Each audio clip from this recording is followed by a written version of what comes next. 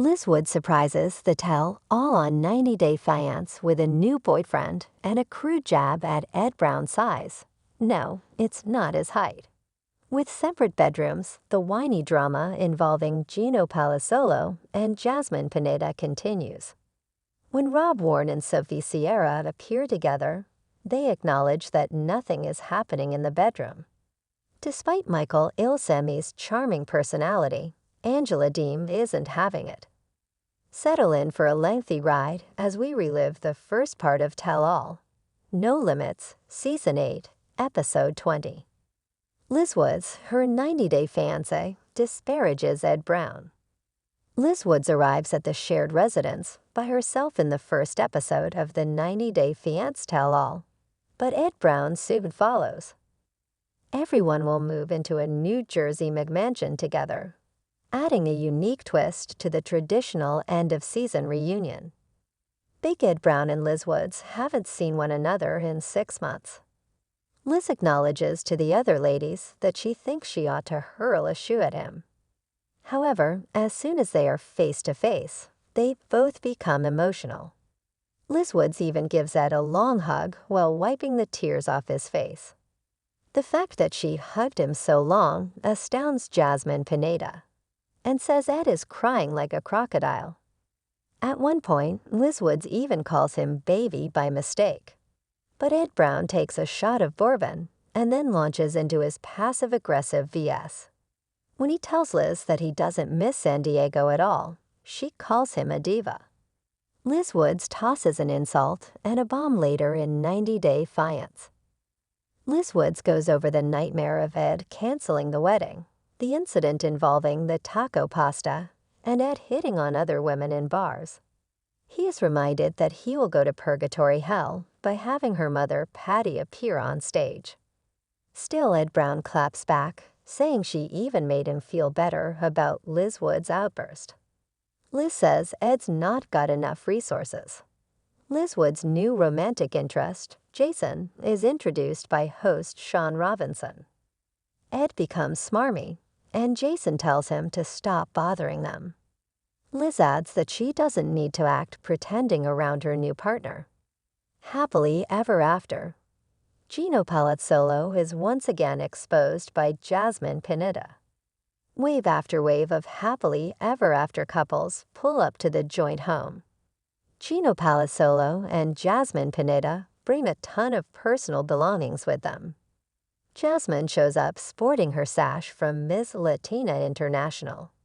Patrick Mendez and Thace Ramon, who arrived at the TLC staged home first, find this humorous. Thace acknowledges that she once competed in pageants. However, her sash is somewhere, securely in storage. Is it appropriate for Patrick to bring his Little League trophy? On 90 Day Fiance, Jasmine Pineda loses her mind about picking out which bedroom in the property. However, she acknowledges that unless Gino is game for something, she doesn't want to share a room with him. The subject of who is doing it and who isn't arises frequently once people start drinking. The first to acknowledge that it's not happening are Jasmine and Gino. Additionally, Rob Ward and Sophie Sierra acknowledge that they don't do much in the bedroom. Jasmine is furious because Gino entered the Tell All studio early in the morning while she was getting dressed.